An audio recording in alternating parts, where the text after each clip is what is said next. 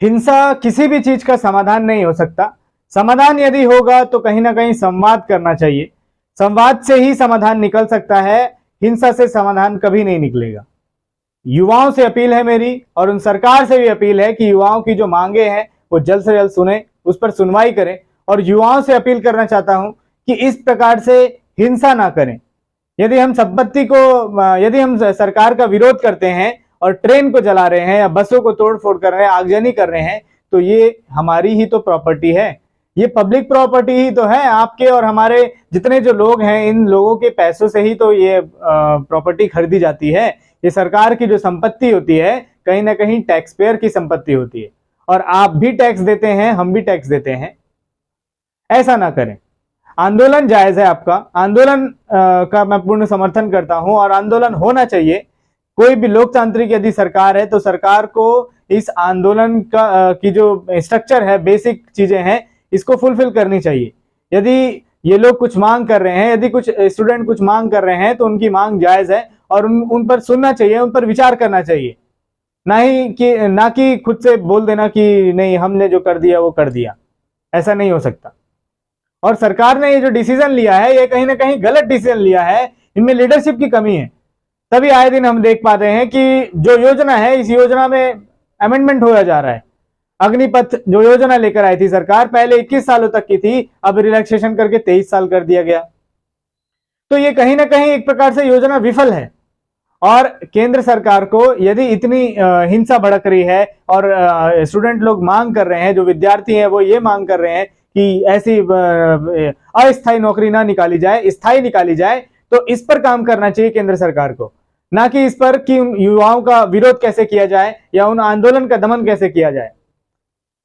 और युवाओं से अपील करना चाहता हूं कि अपने सरकार की संपत्ति को बर्बाद ना करें, क्योंकि फिर से सरकार खरीदेगी और फिर से आपका और हमारा पैसा ही जाएगा। तो ऐसा ना करें। और जो पुलिस वाले को घायल किया जा रहा है, पत्थरों से मारा जा रहा है, ये निंदनीय है और ये गलत है। युवाओं से मेरी अपील है कि ऐसा ना करें, गलत का साथ ना दें, खुद भी गलत ना रहे और ना ही गलत किसी को करने दें। यदि आपके ग्रुप का कोई साथी है जो पत्थर मार रहा है, यदि आपके ग्रुप का साथी है जो पुलिस वालों से हाथापाई कर रहा है, तो ये गलत है। इस पर उस साथी को समझाइए कि ये गलत है। और इसी के साथ मैं कुछ और सरकार से भी अपील करना चाहता हूं कि सरकार अपने खर्चे को कम करे। सरकार के जितने भी जो सांसद होते हैं, जो विधायक होते हैं राज्यों के, इन सारों का यदि डाटा निकाला जाएगा तो एक दिन का 4 करोड़ रुपए खर्चे होते हैं। यानी कि सांसद विधायक 4 करोड़ रुपए हर दिन खर्च करते हैं। और यदि हम गवर्नर की बात कर लें तो जितने राज्यों में गवर्नर है, 50 लाख से ज्यादा हर दिन खर्च होते हैं। सैलरी की बात अलग है, सैलरी इनकी अलग है, लेकिन जो खर्चे हैं ये केवल खर्चे हैं। यानी कि 4 करोड़ रुपए हर दिन भारत सरकार खर्चे करती है। ये जो खर्चे हैं, इन खर्चों पर नियंत्रण करना चाहिए। केंद्र सरकार को इन सब खर्चों पर नियंत्रण यदि करेगी तो पैसे काफी बच जाएंगे। और जो सरकार जो ये सोच रही है कि हमारे पास पैसे नहीं है, हम नहीं दे पाएंगे, वो कहीं ना कहीं पॉजिटिव इन्फ्लुएंस होगा, पॉजिटिव वे में काम करेंगे। क्योंकि आम जनता की जेब से कब तक आप पैसा निकालेंगे, कब तक टैक्स के स्लैब को बढ़ा देंगे, जीएसटी लेकर आ जाएंगे, लग्जरीज आइटम को महंगा कर देंगे, और बहुत सारी जो एसेंशियल्स कमोडिटी है उसको महंगा कर देंगे, टैक्स लगा देंगे, पेट्रोल और डीजल पर जीएसटी के जगह वैट लगा देंगे, एक्साइज ड्यूटी लगा देंगे। ऐसा कब तक चलता रहेगा? कुछ तो लिमिटेशन होनी चाहिए। तो यदि कोई लिमिटेशन नहीं है तो अपने खर्चों को लिमिटेशन करिए, खर्च पर लिमिट लगाइए। एक जो परिवार होता है, यदि परिवार के पास 100 रुपए आते हैं तो उस 100 रुपए में महीने को जैसे चलाना है उस हिसाब से मैनेजमेंट किया जाता है। तो ऐसा बजट तैयार करिए कि आपका मैनेजमेंट चले, ना कि आम जनता को अग्निपथ जैसे अग्नि में झोंक दिया जाए। और अग्निवीर कैसा स्कीम है? ना तो वो सैनिक कहलाएंगे, ना तो सिविलियन कहलाएंगे, क्या कहलाएंगे? अग्निवीर क्या है कॉन्सेप्ट? ना तो इनको पेंशन मिलेगा, ना तो ग्रेचुइटी मिलेगी, केवल एक प्रकार से प्राइवेट जॉब बना दिया आपने। जो सरकारी जो जॉब थे, जो डिफेंस, जितनी आर्मी, नेवी, एयरफोर्स, इसको सरकारी जॉब बोला जाता था, एक प्रकार से सेंस ऑफ सिक्योरिटी रहता था इस जॉब में, उस सेंस ऑफ सिक्योरिटी को आपने खत्म कर दिया। अब वो जॉब एक प्रकार से प्राइवेट हो गए, या फिर यूं कहें कि एक प्रकार से कॉन्ट्रैक्ट बेस पे जॉब हो गए कि 4 साल के लिए आपने किसी से कॉन्ट्रैक्ट कर लिया, 4 साल के बाद का उसको भी अता पता नहीं। और जो 25% जो है, 25% तो आपने अप टू द 25% लिखा है, यानी कि ऐसा जरूरी नहीं है कि 25% लोग को आप शामिल ही कर लेंगे फौज में। इसका मतलब 10% लोग भी शामिल कर सकते हैं, 15% भी लोग शामिल कर सकते हैं, या फिर 25% कर सकते हैं, लेकिन 25% से ज्यादा नहीं करेंगे। तो एक प्रकार से ये युवाओं के साथ छल है, इसको केंद्र सरकार को वापस लेना चाहिए। मैं अपील करता हूं केंद्र सरकार से कि केंद्र सरकार इस जो अग्निपथ योजना लेकर आई है, इस योजना को वापस ले, और जितने जो अभी रिक्रूटमेंट जो जिसके खाली पद बचे हुए हैं, Indian army, Indian navy, Indian air force, जो जितनी हमारी मिलिट्री सर्विसेज है, इस मिलिट्री सर्विसेज की कैपेसिटी लगभग 14.5 लाख है, यानी कि 14.5 लाख के सोल्जर्स को रिक्रूट कर सकती है। लेकिन वर्तमान में लगभग 13,50,000 या 13,40,000 के आसपास इसकी संख्या है। और टोटल यदि हम देखें तो 97,000 पोस्ट आज भी रिक्त हैं, आज भी खाली हैं। और उन खाली पदों की भर्ती क्यों नहीं हो रही है? केंद्र सरकार से मैं ये मांग करता हूं कि जो खाली पद हैं उनकी नियुक्ति करे, ना कि युवाओं को भटकाए इन सब मुद्दों में। और जैसा आप जानते हैं, मीडिया में जो डिबेट्स वगैरह चला रहे हैं, अच्छी डिबेट्स चलाइए।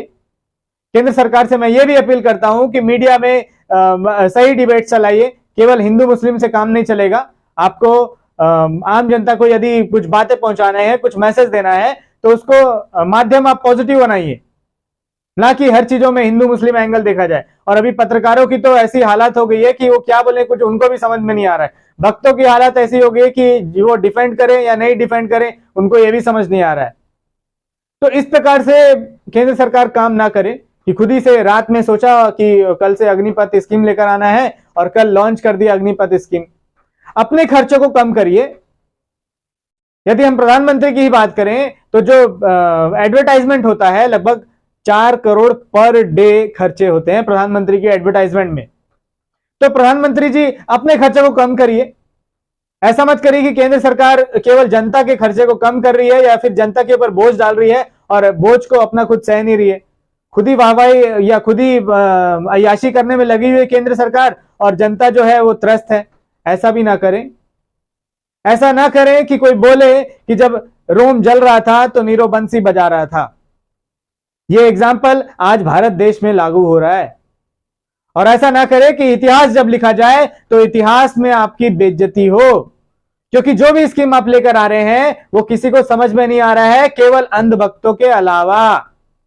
आपने जीएसटी लाई, जितने जो सीए होते हैं, चार्टर्ड अकाउंटेंट होते हैं, इनको जीएसटी के बारे में नॉलेज नहीं थी। आपने नोटबंदी करी, व्यापारियों को इसकी समझ नहीं थी, फिर भी सपोर्ट किया गया आपका। लेकिन समझ में किसी को नहीं आया कि नोटबंदी आखिर किए क्यों। ना तो अटैक रुका, ना तो काले धन में कमी आई, ना तो जो नोट जो गलत जाली नोट छपते थे उसमें कोई कमी आई, ना तो आतंकवादी में कमी आई। तो किया क्यों आपने? जीएसटी की यदि बात करें कि टैक्स जो है वो वन नेशन वन टैक्स हो जाएगा, तो जीएसटी को आपने वन नेशन वन टैक्स रहने ही कहां दिया। आज भी पेट्रोल पर वैल्यू एडेड टैक्स लगा हुआ है, एक्साइज ड्यूटी लगी हुई है। आज भी अल्कोहल पर वैल्यू एडेड टैक्स लगा हुआ है, एक्साइज ड्यूटी लगी हुई है। तो इस प्रकार से दोहरा मापदंड क्यों अपना रहे हैं मोदी जी? ऐसा मत करिए, जनता के साथ खिलवाड़ मत करिए, अपने खर्चे को कम करिए, तभी देश का विकास हो सकता है। और अपने जितने जो मंत्री हैं, इन मंत्रियों के भी खर्चे को कम करिए, तभी देश का विकास हो सकता है। और आगे देश को जो विश्व गुरु बनाने की जो आप बात कर रहे हैं या फिर जो सोचते हैं, वो आप आगे बना पाएंगे। वरना ये देश आज भी बैकवर्ड हो जाएगा। कोरोना के पहले से ही जो स्थिति है भारत देश की, और अब तो गर्त में चला जा रहा है। लेकिन आप जो बात करते थे 2014 के पहले कि काला धन जो है विदेशों में रखा हुआ है, स्विस बैंकों में काला धन रखा हुआ है, आपके पास इन सब चीजों का सॉल्यूशन हुआ करता था। उस समय काफी कम थे मुद्राएं काले धन के रूप में। आज तो रिकॉर्ड टूटा जा रहा है। 2020 में 20,700 करोड़ रुपए स्विस बैंकों में जमा थे। पिछले 13 सालों का रिकॉर्ड टूट चुका था। और आज अभी की रिपोर्ट आई है कि 2021 में 30,500 करोड़ रुपए हो चुके हैं स्विस बैंकों में। तो इन पर कार्रवाई कब होगी केंद्र सरकार के द्वारा? कब कार्रवाई करेंगे प्रधानमंत्री नरेंद्र मोदी जी? क्या केवल युवाओं के लिए ही कार्रवाई करेंगे? क्या युवाओं को जेल में ठूसेंगे? या फिर जो विपक्षी या फिर जो लोग वोकल हो रहे हैं, जो लोग बोल रहे हैं, केवल उनको ही जेल में ठूसेंगे? या फिर ऐसे लोगों को भी जेल में ठूसा जाएगा जो काले धन के रूप में अपना धन यहां से विदेशों में भेज रहे हैं? कहां गए आजकल? जो 2000 के नोट तो आजकल दिख नहीं रहे हैं मार्केट में, कहां चले गए ये सब? तो इस पर काम कर रही है मोदी जी। किसान बिल आप लेकर आए तो किसानों को समझ में नहीं आया, व्यापारी आपसे नाराज हैं। युवाओं के लिए आपने अग्निवीर योजना, अग्निपथ योजना लेकर आई, किसी भी युवाओं को इसके बारे में जानकारी नहीं अच्छे से, ना आपके मंत्रियों को जानकारी है, ना रक्षा मंत्री को जानकारी है, ना जनरल वीके सिंह जो आपके ही केंद्रीय मंत्री हैं उनको जानकारी है। तो फिर ये जानकारी किसको है? केवल आप अपने खुद ही को जानकारी लेते हैं क्या? खुद ही से जानकारी लिया, रात में लगा कि हाँ अग्निपथ स्कीम लेकर आना है और अगले दिन लॉन्च कर दिया। सेना के जो लोग हैं उनको आपने मीडिया पे बाइट देने के लिए इनवाइट कर दिया। ये एक प्रकार से गलत आपने प्रेसिडेंस चालू कर दिया, गलत प्रथा आपने चालू कर दी कि अब सेना के जो लोग रहेंगे वो लोग भी मीडिया पे बाइट दे सकेंगे। तो आपने एक प्रकार से जो नेता हैं, जो पब्लिक रिप्रेजेंटेटिव हैं, उनको और जो सेना के जो सेलेक्टेड जो लोग हैं उनको आपने लेवल प्लेइंग फील्ड दे दिया, इक्वलिटी अपना दिया। तो भारत देश की डेमोक्रेसी कहां चली जाएगी? इसको भी आपको सोचना पड़ेगा। और भारत देश एक लोकतांत्रिक देश है, लोकतांत्रिक सरकार चुनी गई है भारत देश में। उन्हीं युवाओं ने आपको चुना है, उन्हीं जो व्यापारी हैं उन्होंने आपको चुना है, वही किसान ने उन्हें आपको चुना था, वही जो व्यापारी लोग हैं उन लोगों ने आपको चुना था। आपको इस पर विचार करना चाहिए। और आगे भी मैं इन सभी मुद्दों पर अपनी बात रखता रहूंगा। चाहूंगा कि केंद्र सरकार तक मेरी बात पहुंचे और पॉजिटिव वे में पहुंचे। और युवाओं से अपील करना चाहूंगा कि आगजनी वगैरह ना करें, जो पब्लिक प्रॉपर्टी है उनको हार्म ना पहुंचाएं। और जो पुलिस वाले को यदि आप मारपीट कर रहे हैं तो ऐसा ना करें, मारपीट वगैरह ना करें, क्योंकि अहिंसा से किसी भी चीज को हासिल नहीं किया जा सकता। आज के लिए इतना ही, मिलते हैं नेक्स्ट वीडियो में। जय हिंद, जय भारत।